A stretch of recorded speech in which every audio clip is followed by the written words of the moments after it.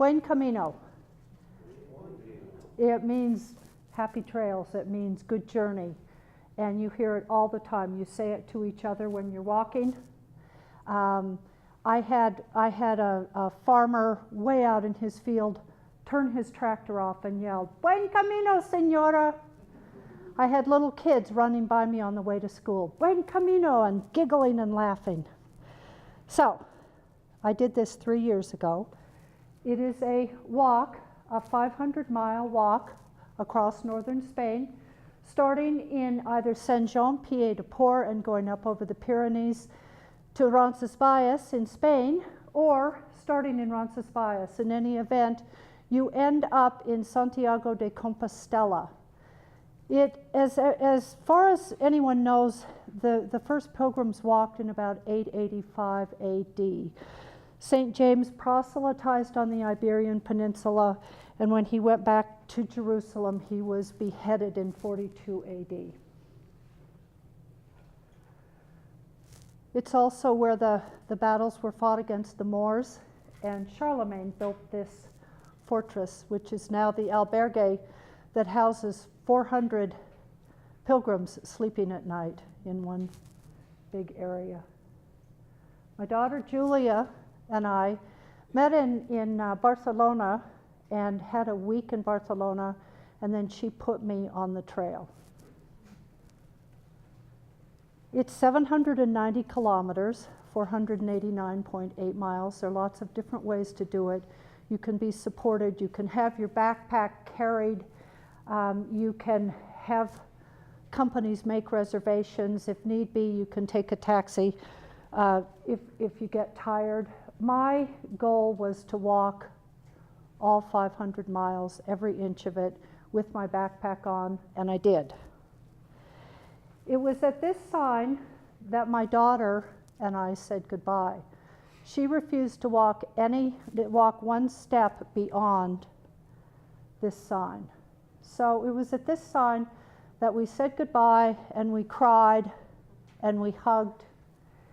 And we have a habit in our household of saying goodbye, I love you, and then turning around and waving until you can't see each other. So I walked down the trail about 50 feet, and I turned and I waved, and my daughter waved back.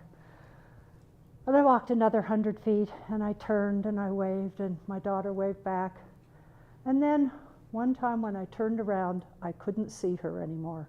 And then I knew that the pilgrimage, and I'm getting goosebumps as I'm telling this because it was like, oh my Lord, what have I done? And my daughter's reaction was, oh my Lord, what have I done to my mother? So, the first part of it is gentle and beautiful and chestnut trees and easy paths. Livestock.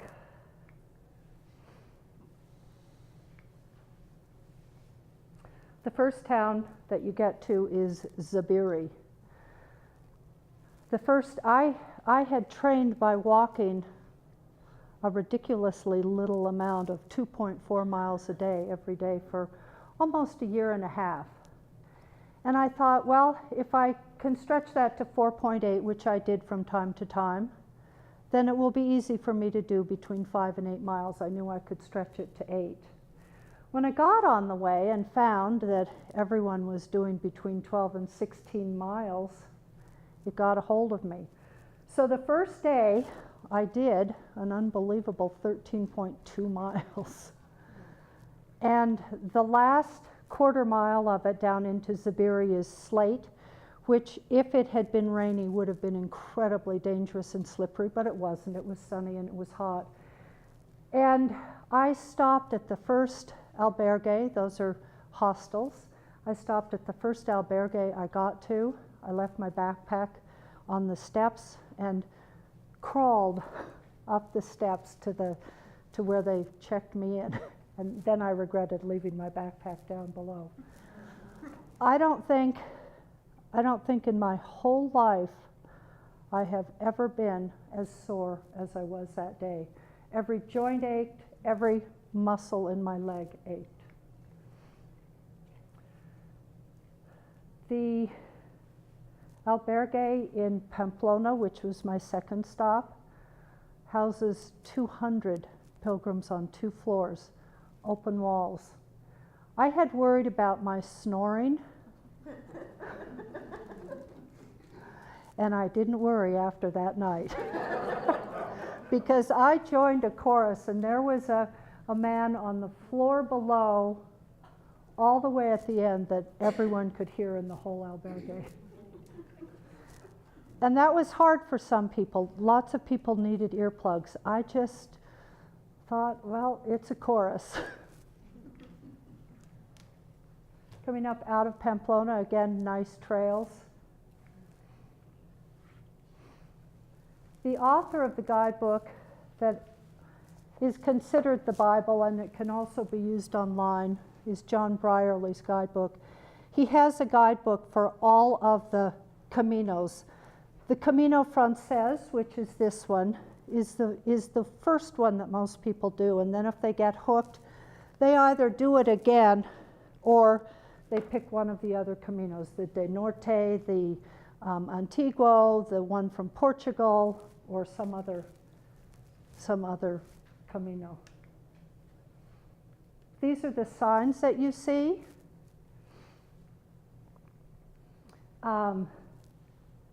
Tiles on the street in León, hand painted.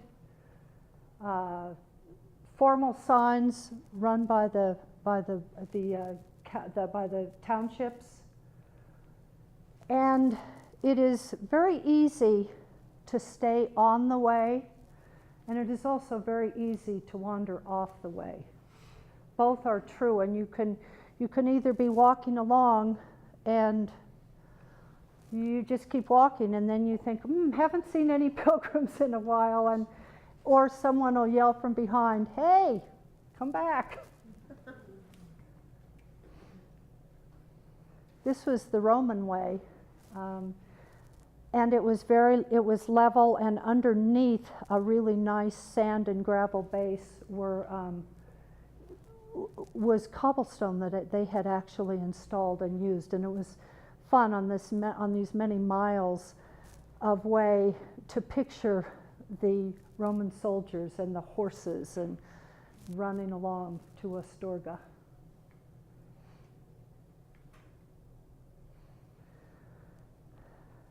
One thing you do when you pack, and I now know this better than I did then, is you don't take what ifs with you. You decide, do I really need it? And if you think you really need it, then you take it. When I got about 2/3 of the way through, I sent back 3.5 pounds of what ifs, and it lightened my load incredibly. I met a couple who had 15 pounds of what ifs, and the fiancé, half of the two, was so weakened by it that he actually ended up carrying her pack for many of the miles. But the reason that I say that here is that one of the what ifs I took was a water filter that one can get at EMS or REI, and it was totally unnecessary, so it's what I sent back. There's potable water all along the way. If it's not potable, it says so.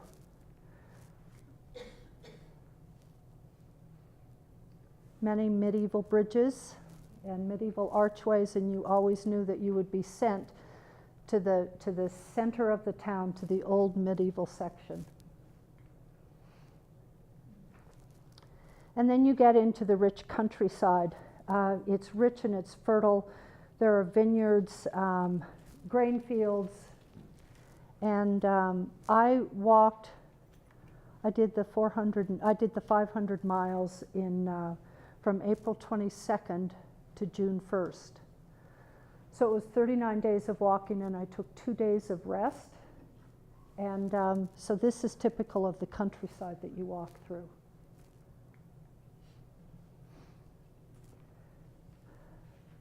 I got my strategy. I never made any reservations. I always stayed at albergues. You can stay at hotels if you want.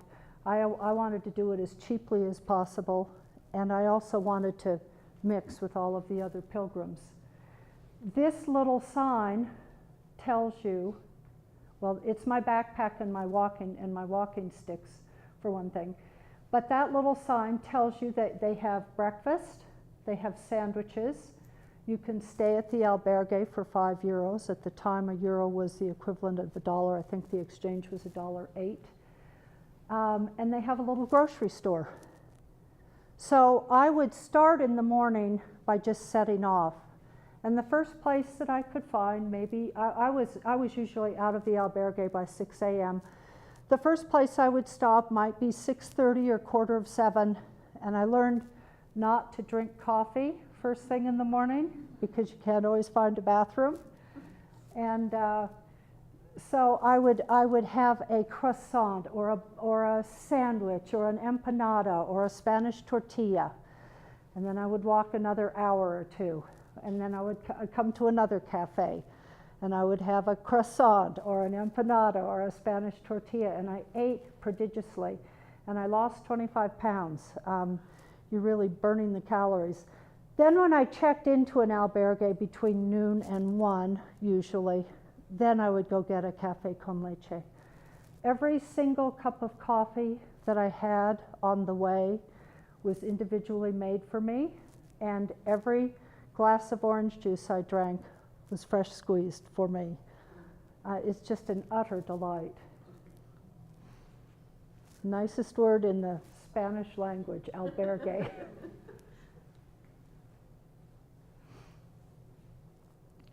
They close between 8 and noon or 8 and 1 in order to clean them and get them ready for the next round of pilgrims. You can only stay in an albergue one night, and then you have to move on. There are some people here who have walked El Camino. Raise your hands. Lots of you. Wow, 1, 2, 3, 4. So feel free to either add what you think, or in the question and answer, make your comments. I welcome it. This is a new albergue. It's in Burgos. How many people have seen the movie The Way? That is what inspired me to walk El Camino. And then a pilgrim spoke at my local Amherst, New Hampshire public library. And when she spoke, I thought, I can do that. And then once I knew I could do it, it didn't let go of me, and I had to do it. But at any rate, this is a 600-bed albergue. And Burgos is the city where the little gypsy kid steals Martin Sheen's backpack, and he runs down behind the cathedral. There are 600 beds in this albergue. It's an almost new. I mean, I think it's 6 or 7 years old now. And it was my longest day. I walked 16.4 miles. I got lost. I was exhausted, and I got bed number 558. And I was really glad for that bed. But anyway, they were 50 bedrooms. And just mixed. It was whoever got the next bed got the next bed. And you can see everyone's all spread out and happy. This was another kind of albergue. This was privately owned, and it looks like I staged that picture, but I didn't. But you can see the Spanish tile. The woman is checking in a pilgrim who has just arrived, and the other pilgrim on the stairway is clean and showered and fresh, and is probably asking if he can get a little pitcher of wine. One of my favorite stops was in an 11th century monastery, and 15 of us slept on yoga mats up under the eaves.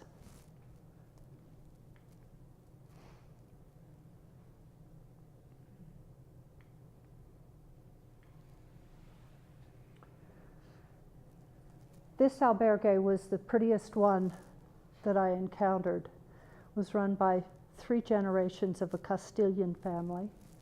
They were artists, they were farmers, and the utmost in welcoming pilgrims and making you feel like you belong there. I actually didn't even stay in this albergue, but I had dinner there, and I needed to use the computer for about 3 hours. And they just said, but of course. And so I took over their computer. The consecrated church. This just gives you the variety of albergues you stay in. They cost between $5, I'm just going to say dollars, it was euros, but the equivalent, between 5 and 15 euros. And then on my day of rest, I stayed in a nice hotel.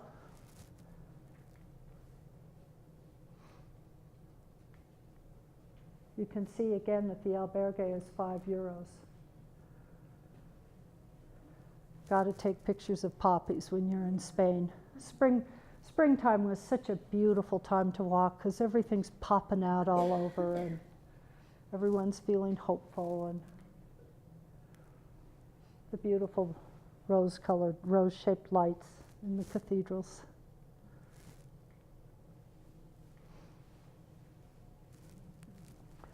Burgos is across from the albergue that, well, I should say the albergue is across from the cathedral that I got, bed number 558.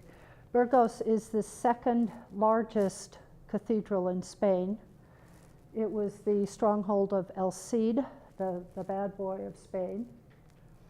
And that is an unretouched photograph that I walked out of the albergue at 7:30 in the morning and said, if my little elf Canon camera can take that, I'm a happy girl, and it did. This is inside one of the corridors of a magnificent church. Certainly you saw in this cathedral the power and the glory and the wealth of the Catholic Church.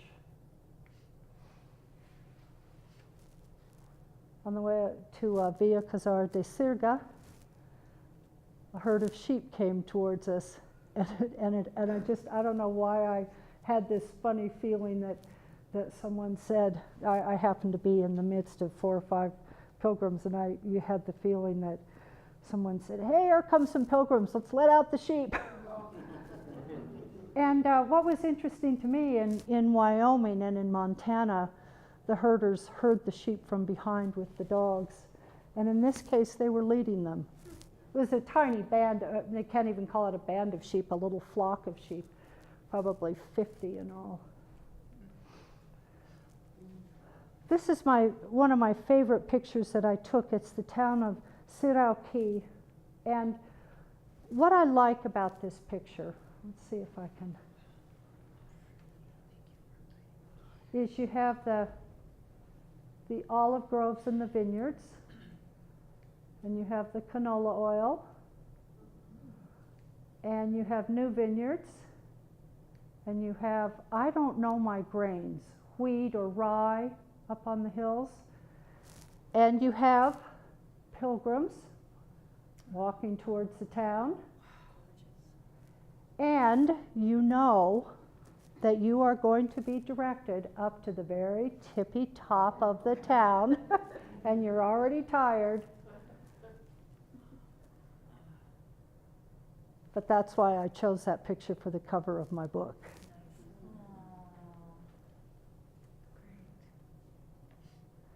Was it all this pretty? No, it was not. There are periods that you're walking by industrial complexes, or you're walking next to a highway, or you have to cross a roundabout, but you don't take pictures of that.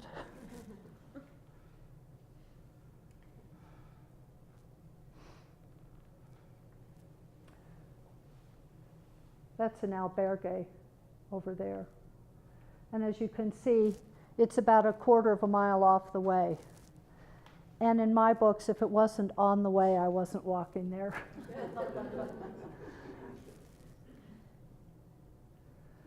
Many images of St. James. He was also called the Moor Slayer, and he's shown on a white steed killing Moors. But I preferred the kinder, gentler, fatherly image beloved by pilgrims. The scallop is a symbol of the way. He's also carrying a staff, and it has gourds that hold water. And many people buy one of those staffs while they're on the way and buy the gourds. I had trekking poles. They were a last-minute decision, and I don't know about the 4 of you who walked, but I could not have done the pilgrimage without them. Because there was one day that it was so windy that they were actually stabilizing me, but going downhill is when you need them. One of the many cathedrals. This is a Knights Templar stronghold. That same rosette is on the right-hand side that you spoke of. Yes, and that might be the very one I took. Well, it looks smaller, and I don't know which church. Lots of them have that rosette. Oh, okay. Yeah. It's beautiful. And I actually chose to spend the night here because I wanted to see the inside of the cathedral, and you have to take into account that there's siesta 2 hours, and so if you're there at the wrong time, you're going to miss out.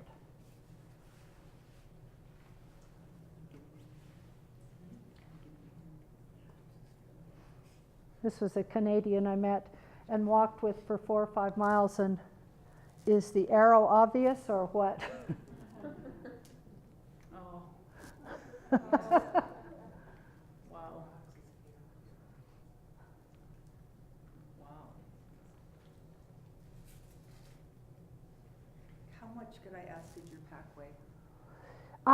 Depending on whether I had a sandwich in there and had a liter of water, which I kept water filled, at the beginning it weighed 22 pounds, and then at the end 19 when I offloaded the 3 pounds.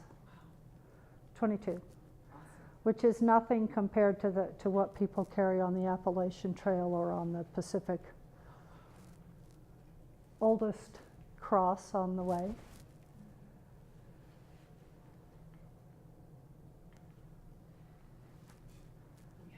Bodegas Irache is a famous winery in northern Spain, and they actually have a wine fountain for pilgrims.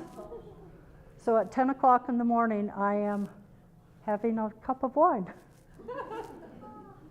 And the backpack, my poncho is covering my backpack, in case you're wondering.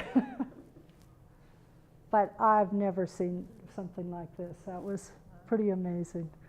And there must be an honor system, because certainly anyone in the public could go and help themselves and drink as much as they wanted, but don't.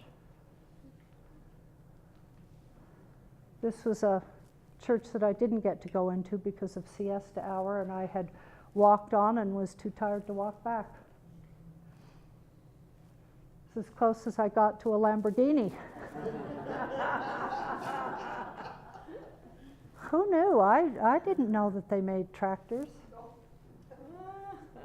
But boy, it was a luxury tractor like you would see on big farms out here. It looked like it had air conditioning and a sound system, and pretty wonderful. This is the town of Porto, and to get to Porto, there's a walkway across a reservoir, and it's a long walk. And I had planned to stay in a little albergue outside of town and wasn't able to. So I was already tired when I was walking across the reservoir. And I thought, well, at least when I get across the reservoir, I'll be in town, I'll be in Porto, and I can just get my albergue. And as soon as I crossed the reservoir and looked ahead of me, I was so tired I didn't even take a picture of it. There were 47 of the steepest, broken up granite stairs going up, nodding of the head like you remember. And I thought, oh, so, you can't just stop. So and no handrails, so I made my way up to the top, and I thought as I'm going up, well, at least when I get there, I'll be in town and can get an albergue. And I look, and town is up the hill and around the corner. But this particular church was taken apart stone by stone, and reconstructed here when they built the reservoir. And it's right in the center of town. Villa Banca, one of the, there were 2 times that I got mildly lost. And in this town, which was a pretty big town, I actually got really lost to the point that I felt a mild sense of panic. And I was wandering around and had no sense of direction and didn't see pilgrims. And finally, I just asked a Spaniard who was out working his yard where El Camino was, and he just pointed, and I found it. But it's not a good feeling to be lost, whether you're in the city or you're safe or the country or whatever. In the middle of nowhere, walking down, as you can see, a country path, almost like a glade for many miles. About a half a mile before this busker, I hear this beautiful bagpipe music. And this is Celtic country. It's related to the Irish and the Scotch, to the Scots. Their language is actually more robustly maintained than it is in Ireland and Scotland. Walking down this glade, I hear this gorgeous music, and there's a busker in the middle of nowhere, fully costumed, playing this magnificent music. So I took a nice long rest and gave him a nice big tip. It was so unexpected and so beautiful.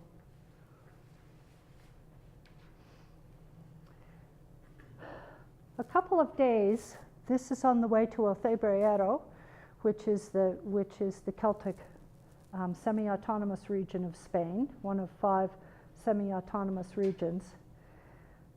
A couple of days before this was a 15-mile day, and 8 of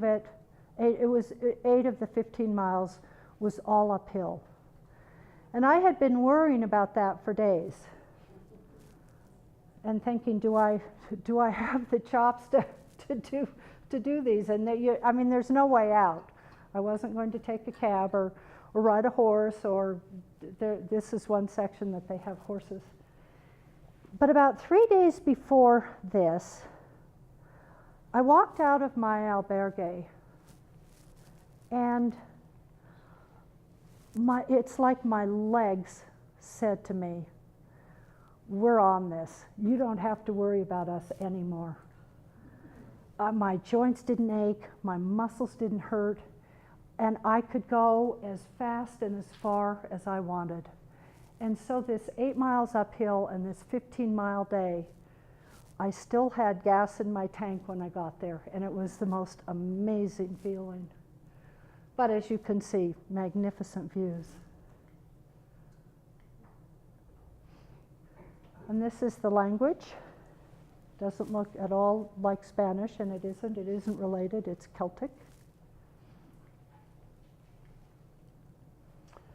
And these are the houses that are still there from the 1400s. And you can see that they're thatched, or as they say in Ireland, thatched roofs.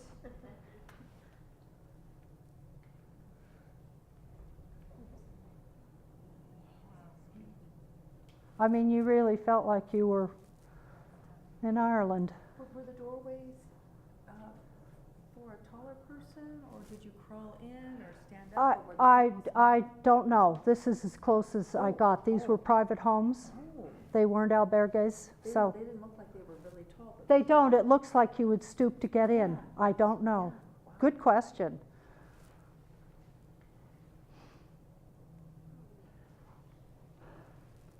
Mountaintops in the clouds. Did you experience that? Yes, absolutely. It was really beautiful. It was very foggy the morning I walked out of Ocebriero. You walk right through a vineyard. We're almost to the end. And I think these are probably the most photographed trees on the Camino Frances. And you can see why they're just so picturesque. that's somebody's home? It's actually, it's probably where the caretaker of the vineyards rests in the day or possibly sleeps sometimes, but it wasn't a home. It was a caretaker's working cottage. There you can see arrows on both sides. So you really couldn't get lost. And in some cases you had a sense that one of the reasons it was obvious is you can't really make this a camping experience. It isn't like the Appalachian Trail that you have to camp. You actually can't camp because mostly you're walking through, if you're not on public ways, you're walking through private property. And you don't stray off the way and you don't say, well, I think I'll go help myself to this farmer's field. It would just be rude. Might get in real trouble here.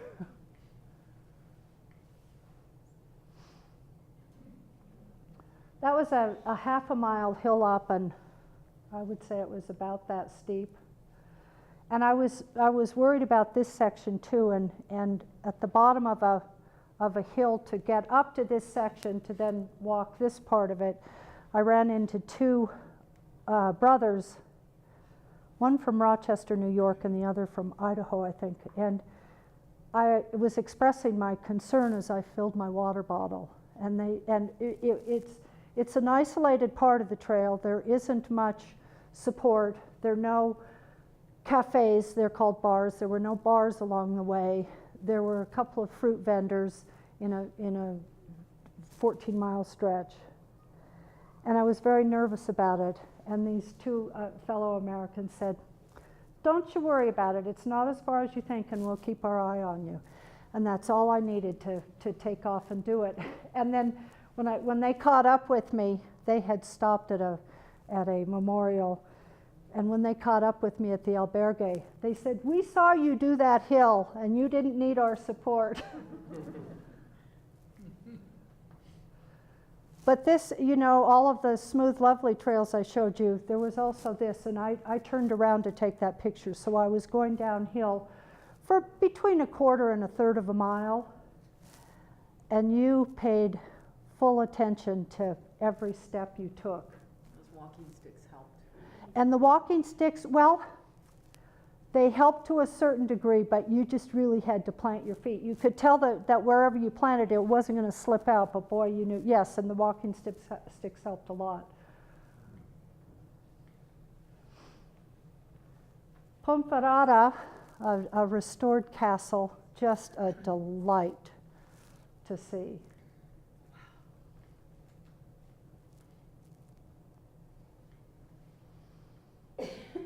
Alfonso the Fierce, I think he was, Alfonso the Sixth. It was a statue that was out in the middle of absolutely nowhere, far from town, from the town of Sahagun, and there it was in the middle of a field. This was without a doubt the most delightful albergue I stayed in on the whole way. It cost me $8. It had one of the best showers I've ever used in my whole entire life. Did not take a picture of the showers. Is an albergue the same as a hostel? It is. Okay. In French, it's auberge, and it is. But they aren't called hostels there. They're called albergues. And you can't go into an albergue unless you have the pilgrim's passport and they stamp it and say you were here. And then at the end, at the pilgrim's office, they look over to see where you were every single night, and then they give you a beautiful certificate.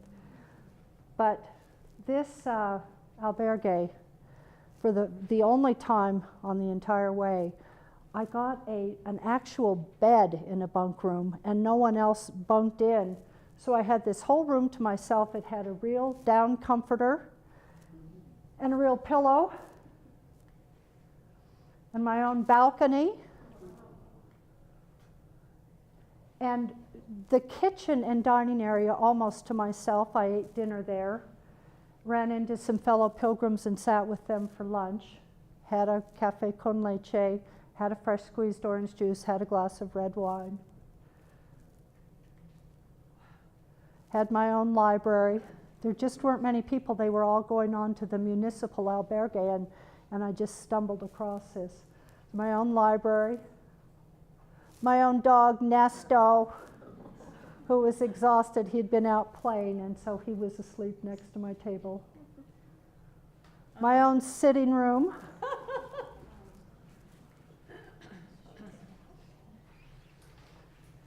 And all of that for $8.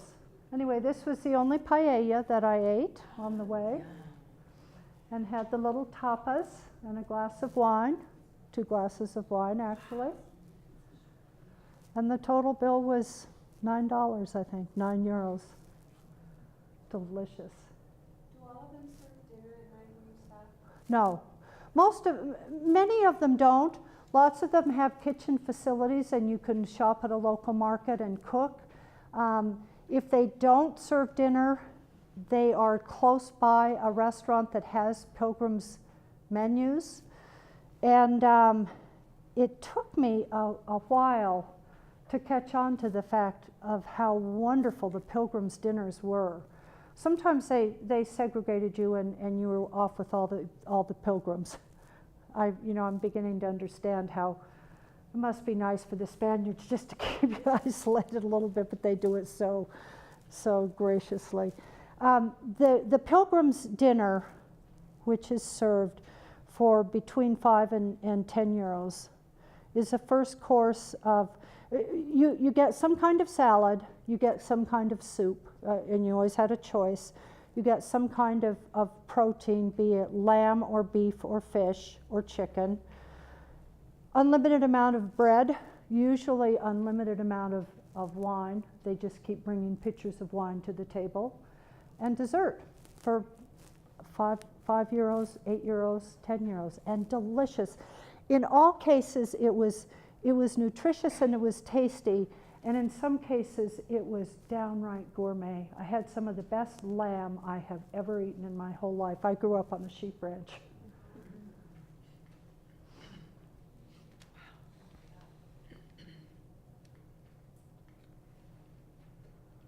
This was my favorite image of St. James. It was wood. It was in a museum. And there's the shell. There's the scallop shell. That symbolizes the way of St. James. There's a long story about the shell, and I invite you to read about it yourself. It's sort of steeped in Catholic mythology. Not sort of, it is.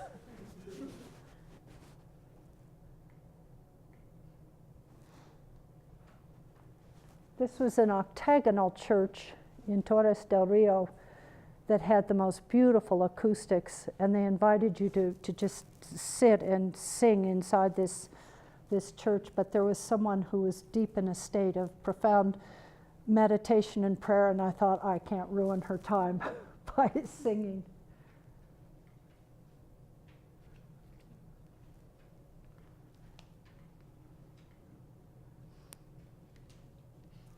Just a building I passed that looked like it would be fun to paint or to draw or to... I'm always intrigued by how, I guess because I grew up on a ranch with a huge barn, it's always interesting to pass structures that are starting to deteriorate, and it's always something always a little tragic about it. An empanada and a café con leche. Empanada is a meat or a fish pie, and it's made with a crust, and they're absolutely delicious. So the café con leche probably cost me $1 or €1, and the empanada a couple of euros.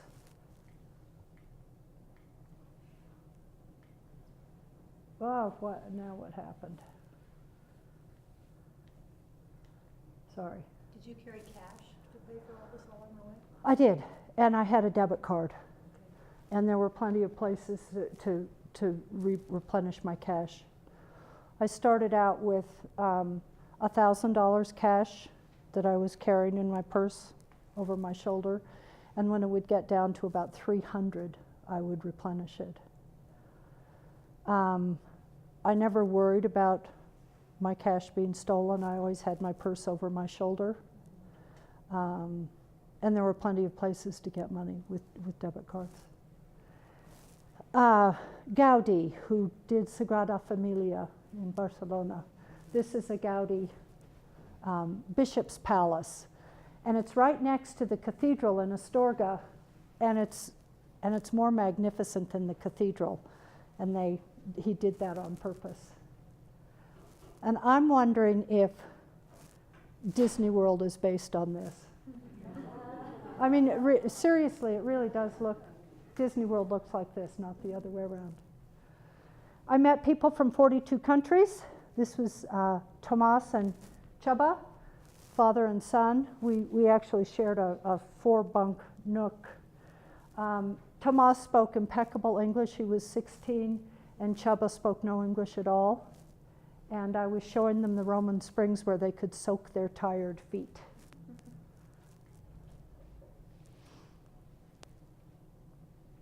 A bridge really to nowhere on the way into Sahagun.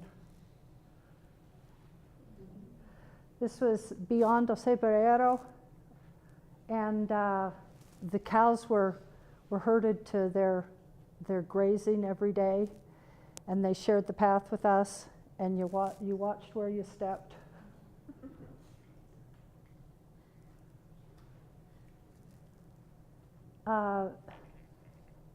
Villar de Donas, this was 3 miles off the way.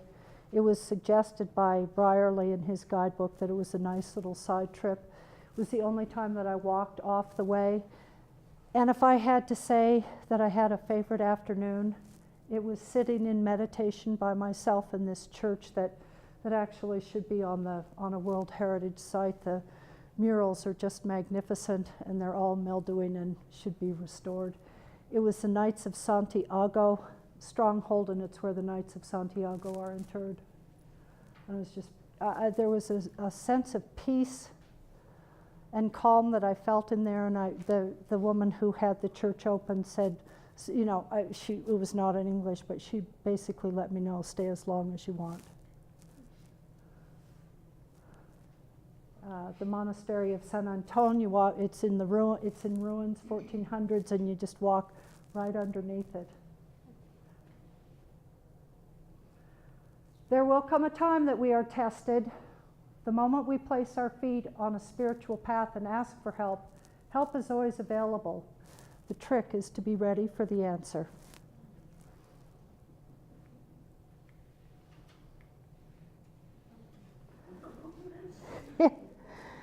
In the little bar, the restaurant across from the Burgos albergue was Anna, and she knew I wanted to speak Spanish, and so she refused to speak English to me. Her English was impeccable, and she was as funny and as sweet and as dear as she looks in that picture. A friend gave me this quote from Thich Nhat Hanh a couple of weeks before I left.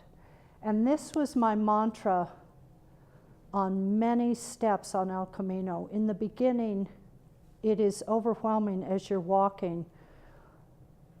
You start sort of thinking, oh, it's 15 or 20,000 more steps today.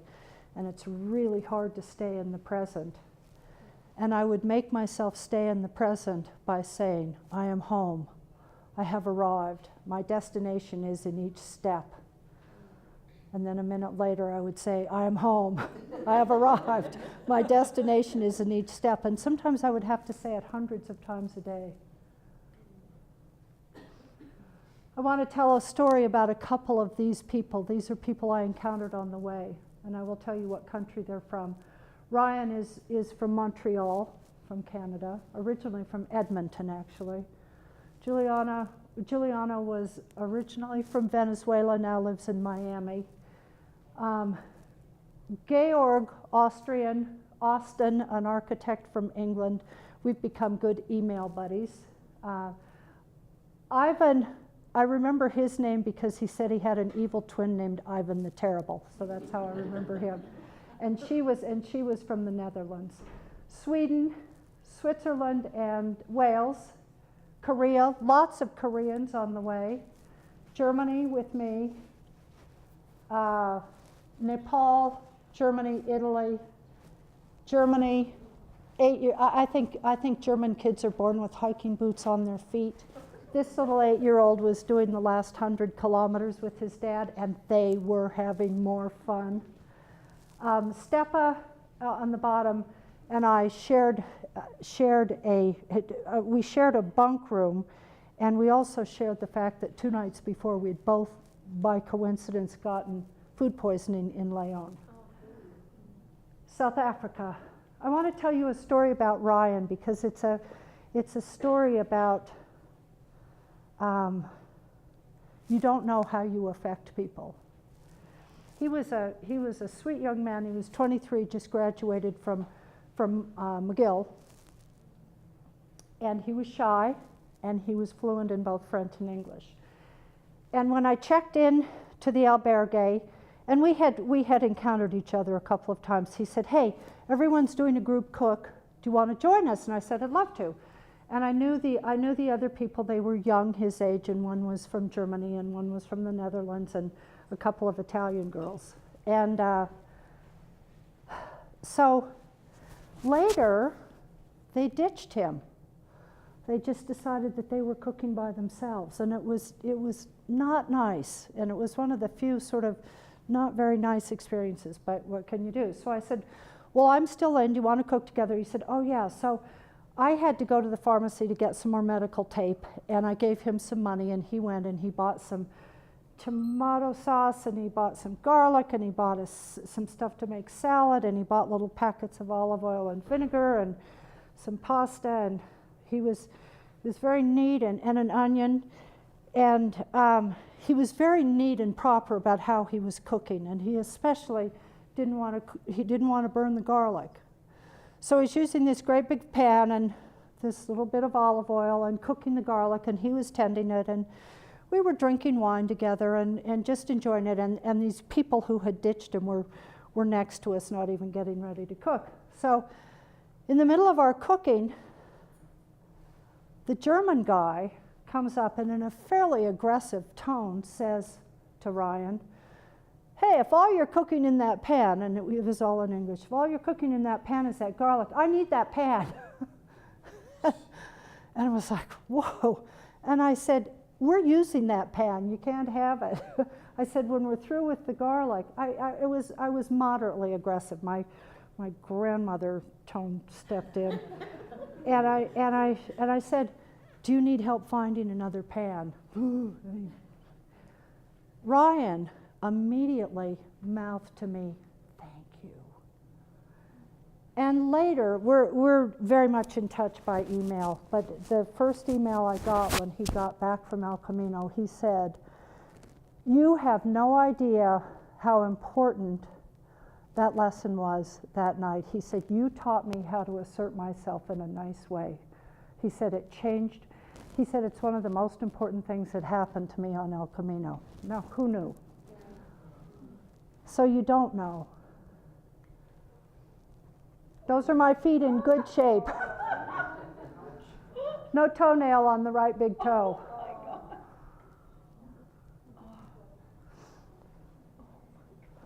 This is one of the sweetest interactions on the way. I had stopped. I'm now 10 kilometers from Santiago de Compostela. Every kilometer that I get closer, I think, I'm not injured yet. I'm going to make it. And then you start thinking, be careful, don't you know? And so I stop at this sign to do a selfie, and a cyclist comes up. And he says, "I'll take that picture for you." And he had bicycled all the way from Italy. And he was all excited. And then he was really excited that I had walked all the way from Roncesvalles. And so he takes my picture, and we chat, and then he bicycles off. And when I yelled to him, "Thank you," he said, "You are the queen." He was so proud of me for walking from Roncesvalles. It is good to have an end to journey toward, but it is the journey that matters in the end. And El Camino, that is so very true. Santiago de Compostela, the cathedral. When I set off, the night before I set off, I said to my daughter, Julia, who's a very wise 29, almost 30-year-old, she was 26 at the time, I said, so, is there anything that you want me to do on El Camino? And she always has an answer. And she said, yes, I do. She said, when you get to the plaza at the cathedral, I want you to fully prostrate yourself, and I want you to thank the powers of the universe for all the good that got you there. And I thought, whoa, okay. And I pondered that one all along the way. So I'll tell you a few more. When I got there, I decided to do it. But this is the cathedral, and my pictures, I didn't have the flash on, but this is the jewel-encrusted statue of St. James up at the altar. And there are steps up to behind him, and you can hug him from behind. And I was so grateful to St. James that I did it twice. But in the middle of service, you can see people walking up, and you can see hands hugging him from behind.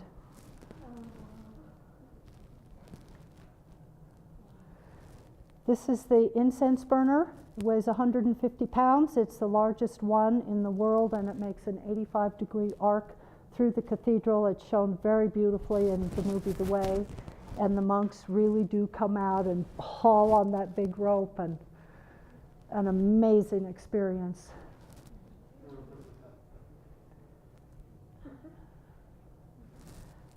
And when I got down and had my head between my arms on that cool cobblestone, I really did thank the powers of the universe that got me there.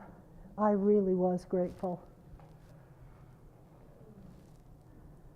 So that is the end of my talk, and I can either read first from my book or I can do questions and answers. Why don't I read? They're short passages. I'll read. And then if you have any questions and answers, and then if anyone wants to buy my book, it's available up here, and anyone can help themselves to a bookmark or a shell. How was it you didn't have any water issues and didn't actually need your water purifier for that whole trek? Say that again? How was it you didn't need your purifier for water that whole trek, that the water was just appropriate and you wouldn't get sick or having drugs? There are fountains next to every church every town that you walk through, and if they're not there, you can have them filled at restaurants or in the faucets in bathrooms Never. Well, I had both a 1-liter bottle, collapsible bottle, that whenever I got to a fountain, I filled it, and then I saved one of the little water bottles from one of the dinners, and I would keep it filled too, so when I wanted to sip, I had it. Does that answer your question? Okay. I think the other indispensable thing you need on the Camino besides walking sticks is one of those backpacks that has water in it. I walked the English Camino, which didn't have anywhere near the number of bars that Albergo's on. It was pretty limited. And I would have run out of water a lot. I think that may have been more important in some than it certainly wasn't on Camino Frances. You need to do your homework first. Right. If anyone needs to leave or wants to get up and stretch or whatever, that's fine too.